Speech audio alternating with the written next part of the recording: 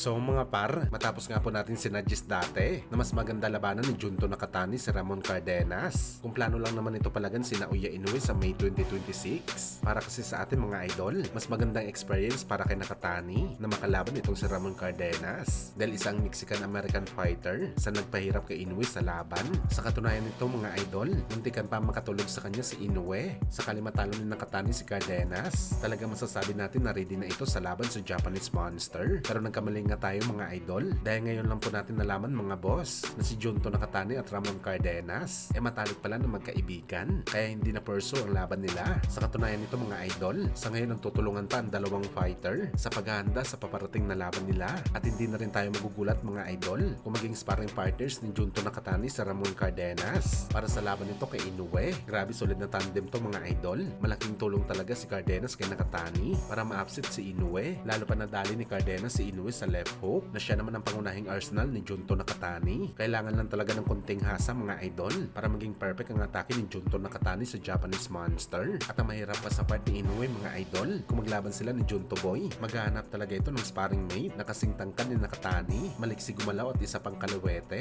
Bibihira ka lang talaga makahanap sa ganyan sa lower class. Kaya talaga mahirapan si Inoue sa pag-prepare nito kay Junto Nakatani.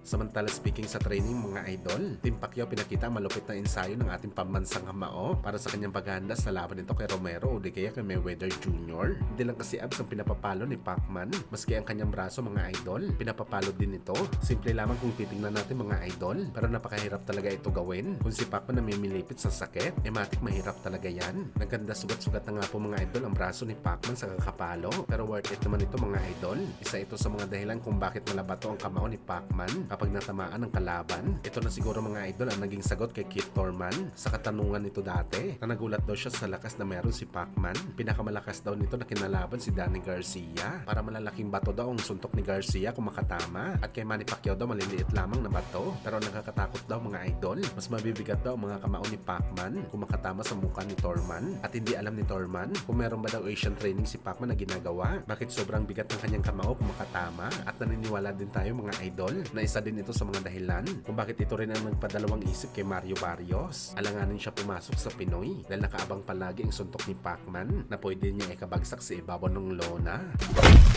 Sa kabilang banda naman mga idol, ang ating Filipino Flash Nonito Donaire Jr. nagpakita na malahalimaw na galawan sa kanyang sparring kalaban ng dating Pinoy title challenger. Grabe, isang magandang workout ito mga idol para kay Flash. Ang naging sparring nito kay Gio, bugbogan talaga mga idol. Kailangan talaga ni Flash ang ganitong sparring dahil alam po natin mga idol na hindi magiging madali ang laban nito kay Seiya Chuchumi. Kailangan talaga ni Flash na lumaban ng dikdikan sa bakbakan para ma-improve nito ang kanyang stamina sa world title fight. Kaya aasahan natin mga idol na matibay na Donaire ang lalaban sa Japan sa December.